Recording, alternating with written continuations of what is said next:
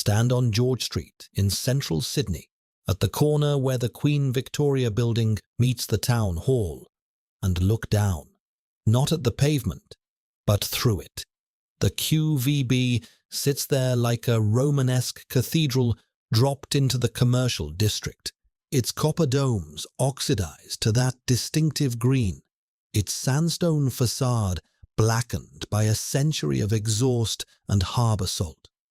The building opened in 1898, designed by George McRae, and the official records list it as 4 stories tall. But that number only describes what sits above the current street level.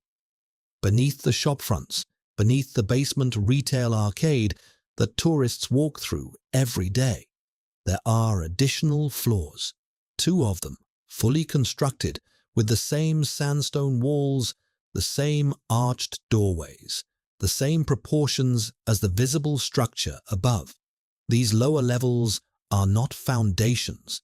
They are rooms. The anomaly is simple to state and difficult to dismiss. Across Sydney's oldest districts, from the Rocks to Haymarket to the streets radiating out from Circular Quay, buildings constructed between 1840 and 1910 site with their original ground floors buried 8 to 12 feet below the current street surface. The windows that once opened to air and light now open to packed earth and concrete.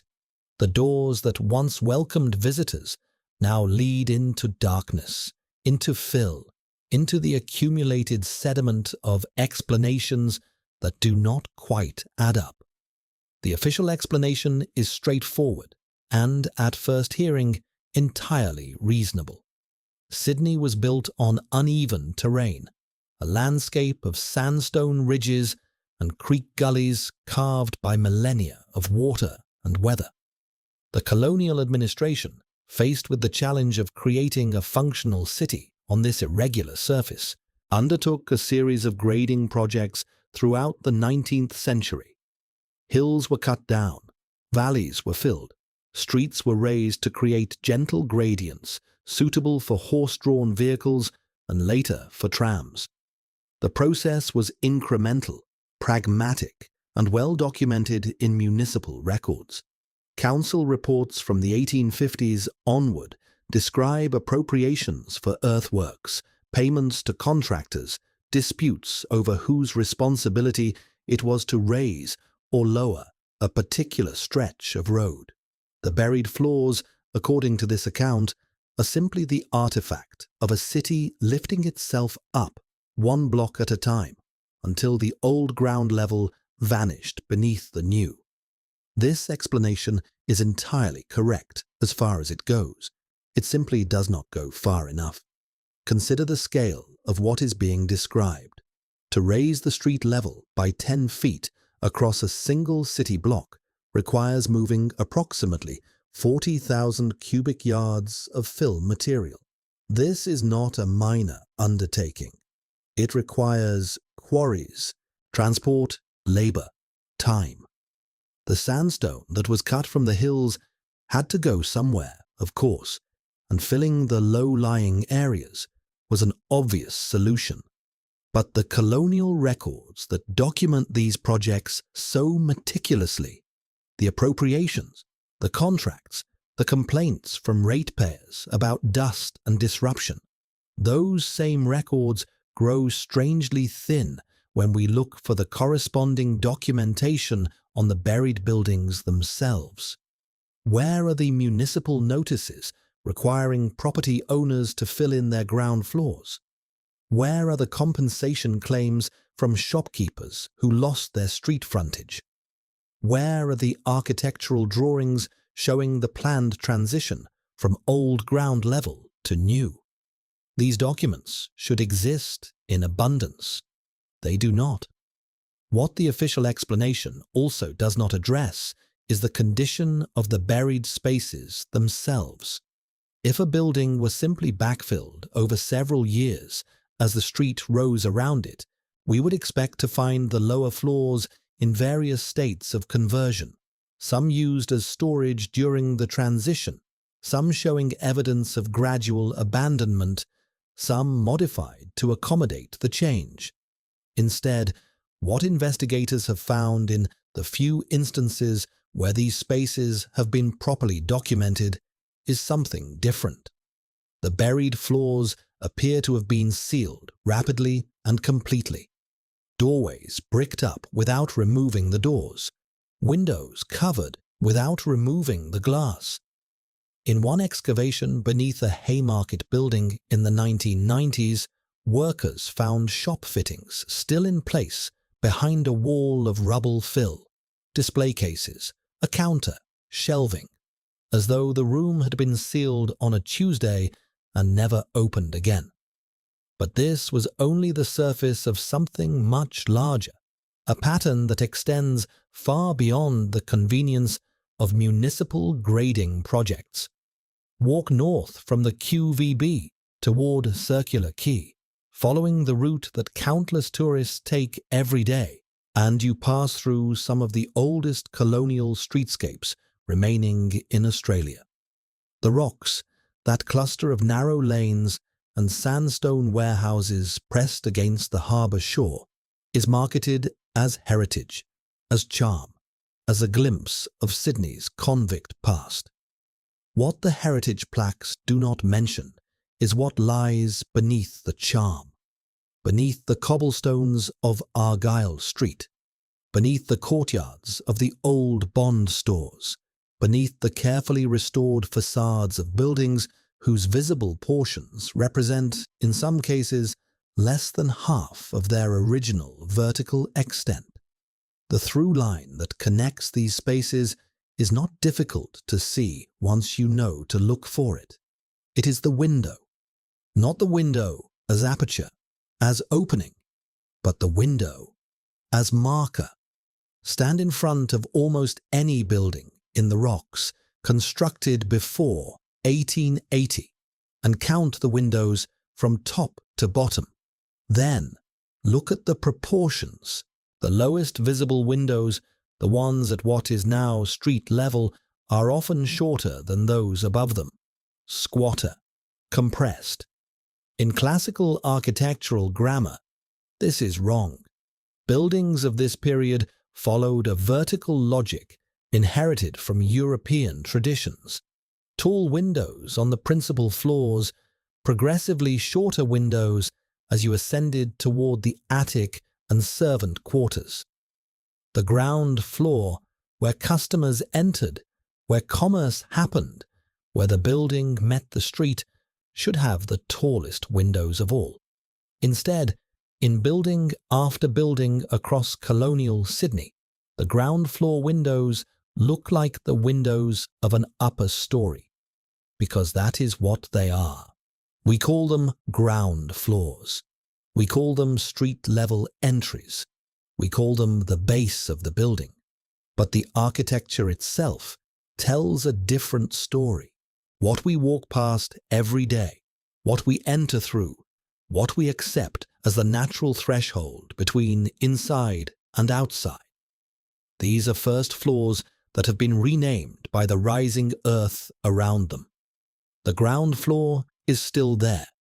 It has not vanished. It is simply no longer visible. Before you dismiss that as a trick of colonial engineering, as the inevitable consequence of a young city finding its level, follow the specific evidence. Not the theory, the evidence. The next fact changes the frame entirely.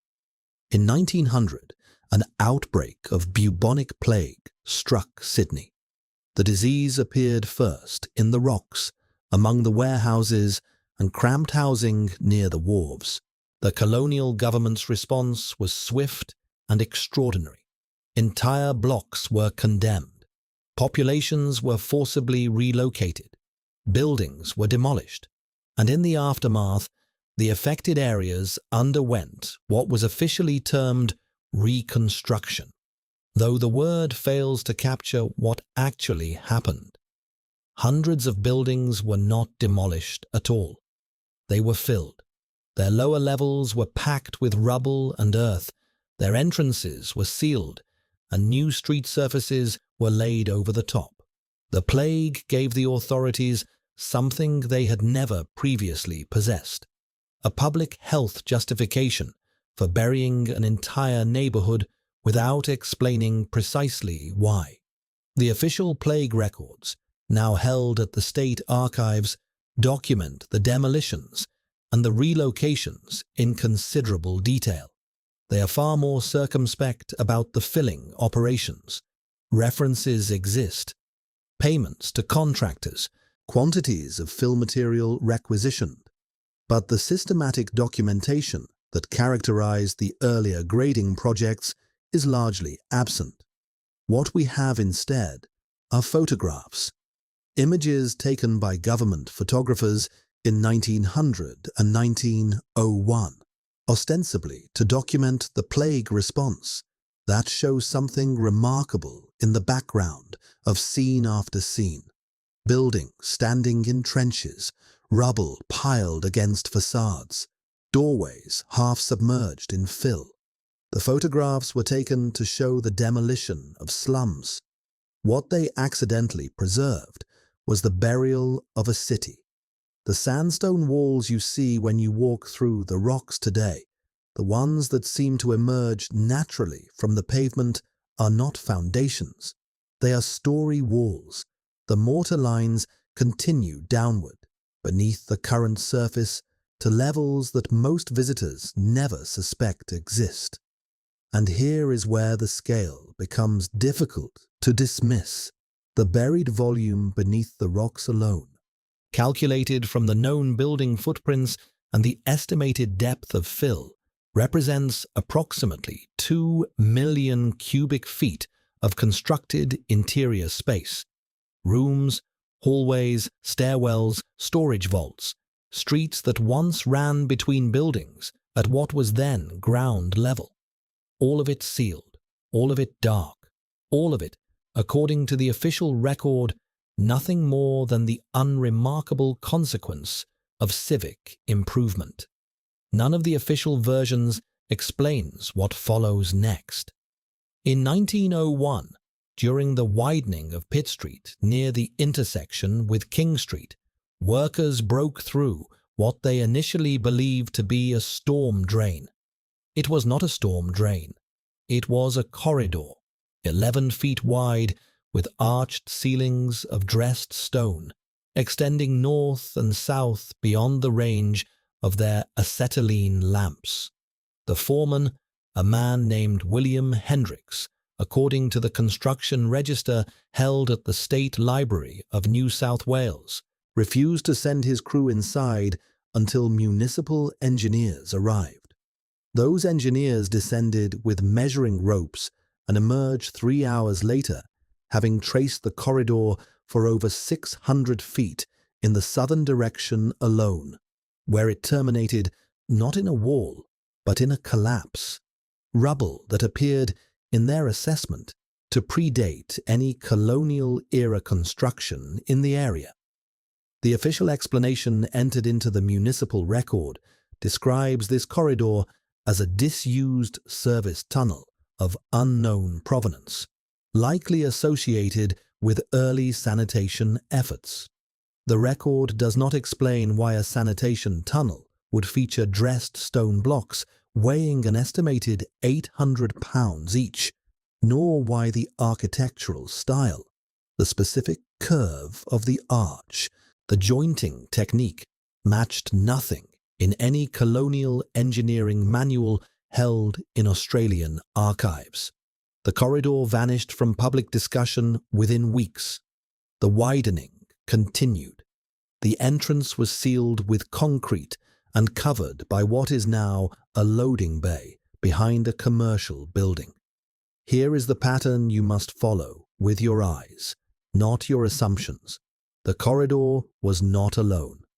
In 1923, excavation for the foundation of what would become the State Theatre on Market Street encountered a network of chambers at a depth of 14 feet below the original Colonial street level, not the raised street level of the time, but the original grade, as surveyed in 1788.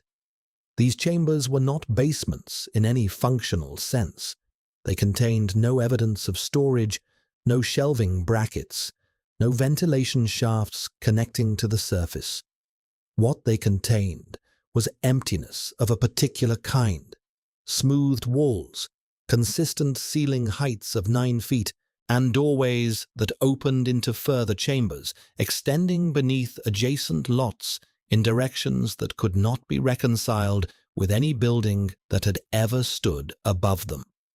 The theatre's architects, Cabaret and Chard, noted these discoveries in their construction journal, but made no mention of them in their public filings. The journal, now held in private collection, but photographed and partially transcribed by architectural historian Dr. Pamela Cunningham in her 2008 study of interwar Sydney construction, describes the chambers as extensive but inconvenient, and records the decision to fill them with rubble and pour concrete over the lot. A decision made in 17 days. 17 days to erase an underground complex of unknown extent, unknown age, unknown purpose. But the State Theatre discovery was only the beginning of what that decade would reveal. 3 years later, in 1926, workers laying electrical conduit for the newly electrified tram network struck a void beneath George Street at the corner of Bathurst Street. The void was not small. Initial probing with iron rods suggested a chamber at least 40 feet in diameter, with a domed ceiling rising to an apex approximately 22 feet above its floor. The floor itself was reached by lowering a lantern on a rope. It appeared to be paved with flat stones, arranged in a radial pattern emanating from a central point. The official explanation, issued by the Sydney County Council's Electrical Engineering Department, described this as a collapsed coal bunker from an early industrial concern.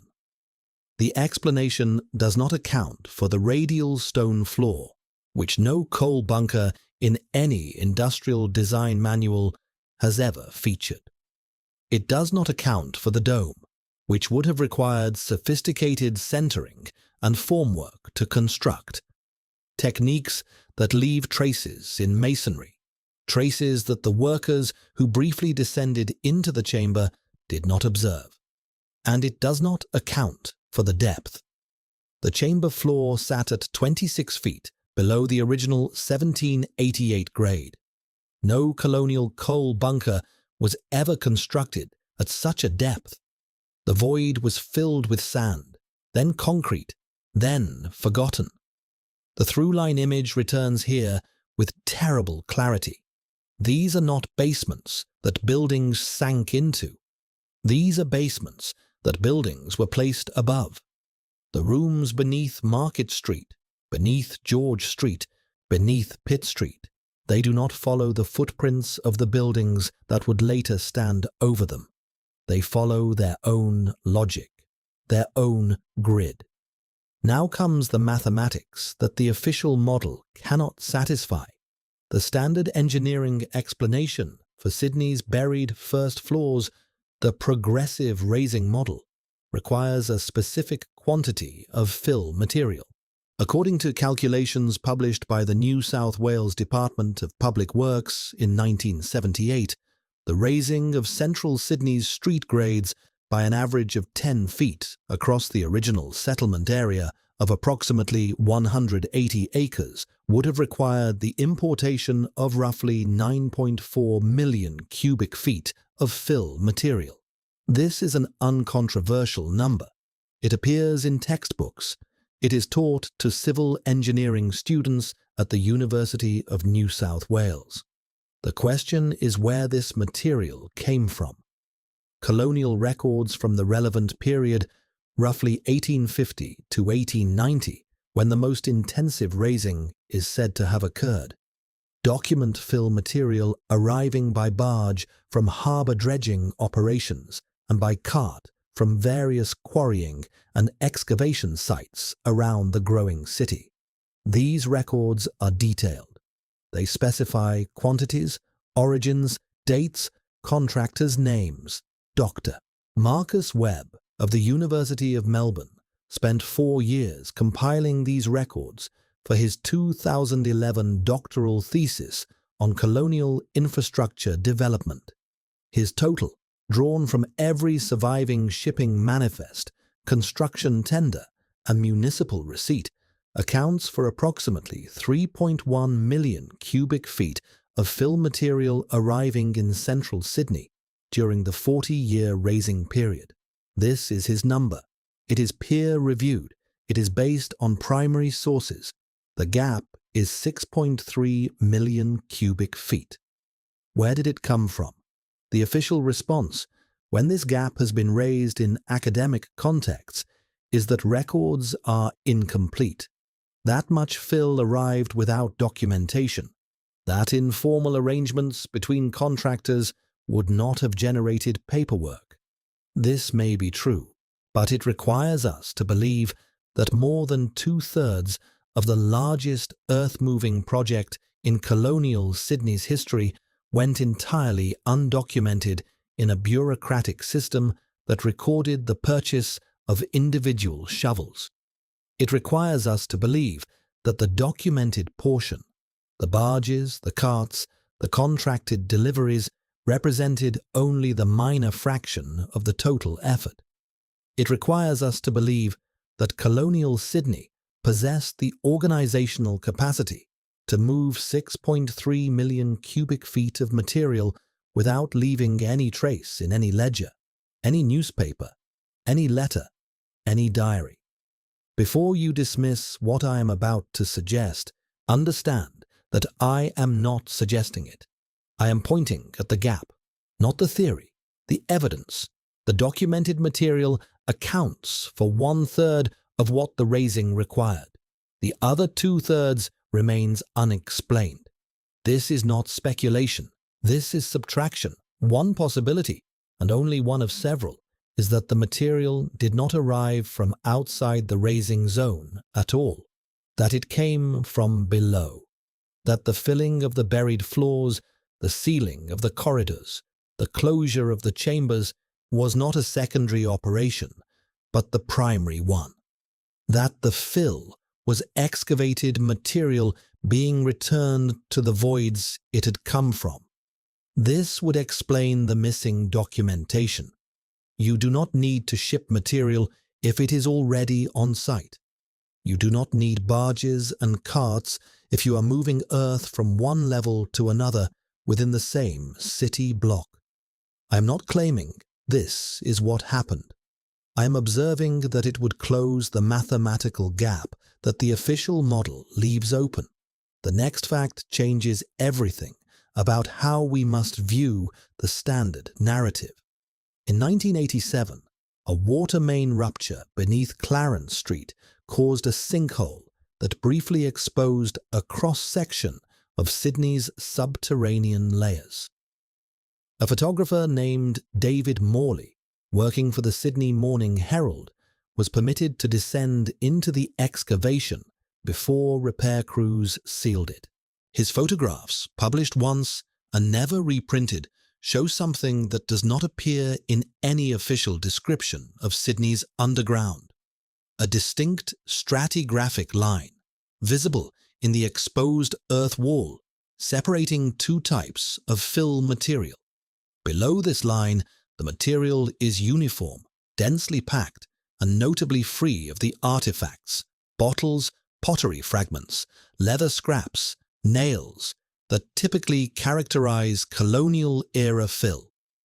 Above the line, the material is heterogeneous, loosely compacted, and rich in exactly the kind of debris you would expect from a growing Victorian city. The two layers tell different stories, and the question that no one in any official capacity has been willing to ask is, what is the lower layer, and when was it deposited? This is where we encounter not conspiracy, not suppression in any dramatic sense, but something far more mundane and far more effective: the architecture of knowledge itself. The reason this question has never been systematically investigated has nothing to do with shadowy forces or institutional fear of uncomfortable answers. It has everything to do with how archaeological funding works in Australia, how research priorities are determined, and how the categorical assumptions embedded in academic disciplines make certain questions invisible before they can even be formulated. Consider the structure of archaeological funding in New South Wales. The vast majority of excavations in Sydney are not research projects. They are compliance exercises mandated by heritage legislation when development threatens known or suspected historical sites. The funding comes from developers, not from research councils. The timeline is determined by construction schedules, not by scholarly inquiry. The scope is defined by the footprint of the proposed building, not by the questions that might be answered if you could excavate freely across an entire city block. An archaeologist conducting a compliance excavation has neither the budget nor the mandate to ask why the foundation they are documenting sits 10 feet below street level. Their job is to record what they find within the development zone, to identify artifacts, to assign dates based on established typologies, and to write a report that satisfies the regulatory requirements. The question of why the building is buried is categorically outside the scope of their work. The research funding that does exist for Australian archaeology is overwhelmingly directed toward two areas: Indigenous pre-contact sites and convict-era heritage. Both are politically significant, both have dedicated advocacy communities, and both align with the national narratives that funding bodies are mandated to support. A proposal to investigate anomalous soil layering beneath colonial foundations would fall into neither category. It is not Indigenous archaeology. It is not convict heritage. It exists in a categorical void, too recent to interest prehistorians, too geological to interest historians, too historical to interest geologists. The interdisciplinary nature of the question is precisely what makes it unfundable. Grant committees are staffed by specialists who evaluate proposals within their own disciplines. A proposal that requires expertise spanning archaeology, geology, sedimentology, and urban history has no natural home, no obvious reviewers, no established methodology to cite. The peer review system compounds this problem. Academic careers are built on publishing within recognized frameworks. A paper that questions established chronologies, that suggests events not recorded in any document, that implies scales of deposition not accounted for by any accepted model. Such a paper faces a gauntlet of objections before it can even reach review, not because the evidence is weak, but because the framing challenges assumptions so foundational that most reviewers cannot evaluate the argument on its merits. They can only evaluate whether it conforms to what is already known, and by definition, it does not. So the question remains unasked, not because anyone has forbidden it, but because the structures that determine what questions get asked have no place for it.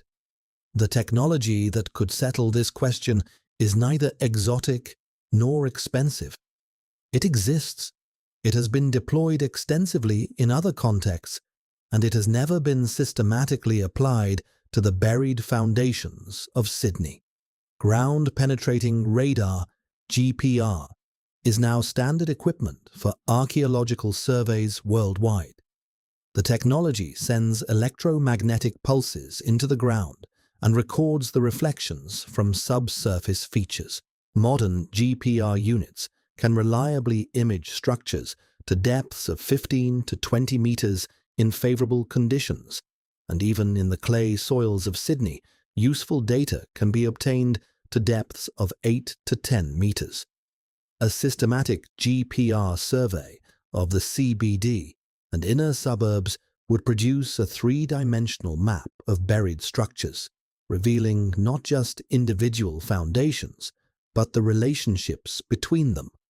Which walls continue beyond known building footprints, which voids connect to which basements, which features lie below the accepted colonial horizon. More significantly, optically stimulated luminescence dating, OSL, can determine when sediment was last exposed to sunlight. This technique has been refined over the past 3 decades to the point where it can reliably date soil deposition to within 5 to 10% of the true age.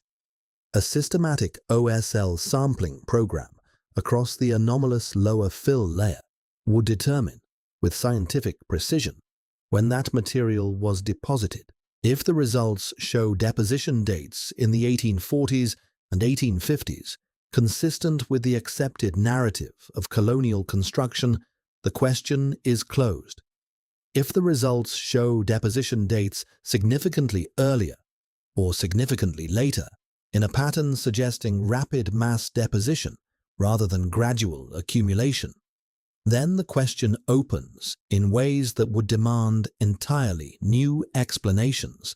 The cost of such a survey would be modest by research standards. A comprehensive GPR survey of central Sydney could be completed for less than the price of a single major building excavation.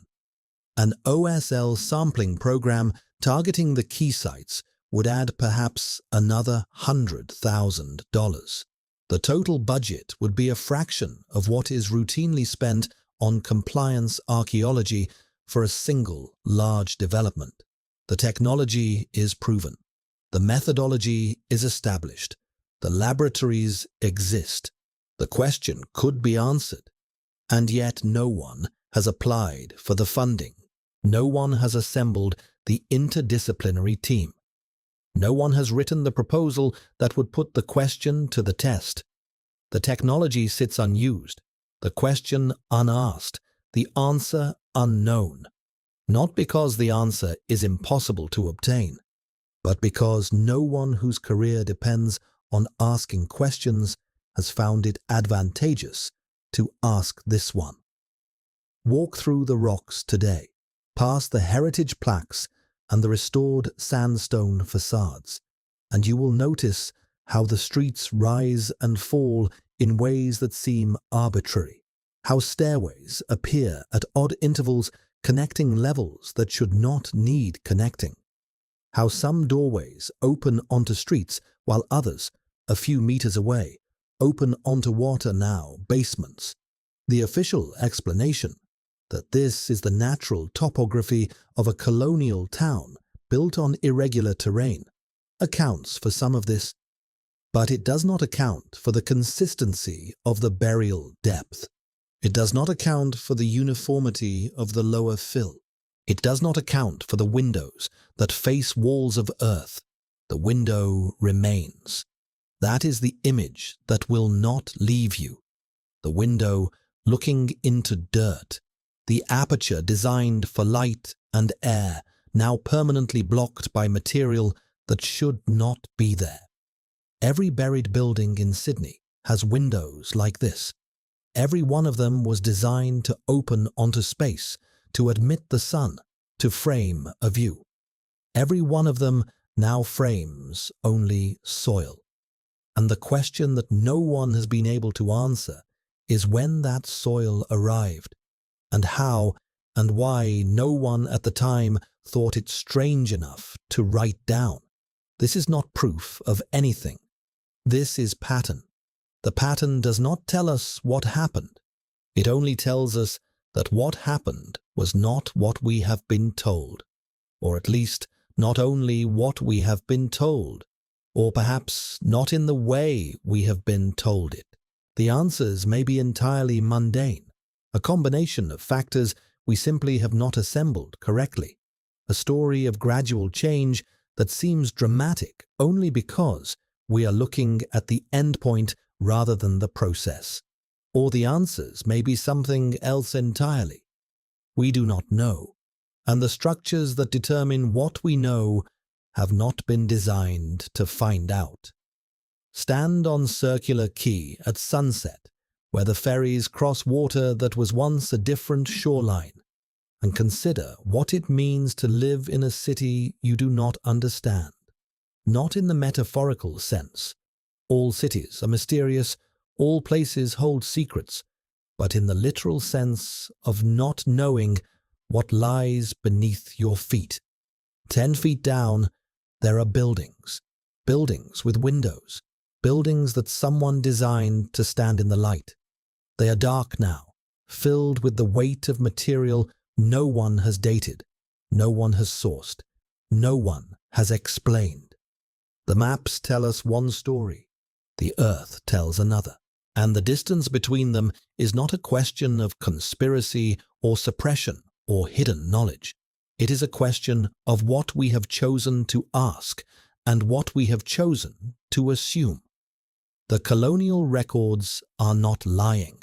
They are simply incomplete in ways we have not measured. The geological models are not wrong.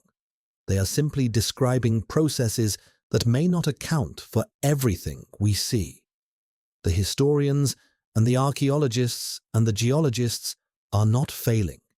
They are working within frameworks that were not designed to notice the gaps. And beneath those frameworks, beneath the assumptions and the funding structures and the categorical boundaries that determine what counts as a question worth asking, beneath all of that, the windows remain, facing dirt, waiting for someone to ask why. The silence is not empty. It is full of everything we have not yet learned to hear.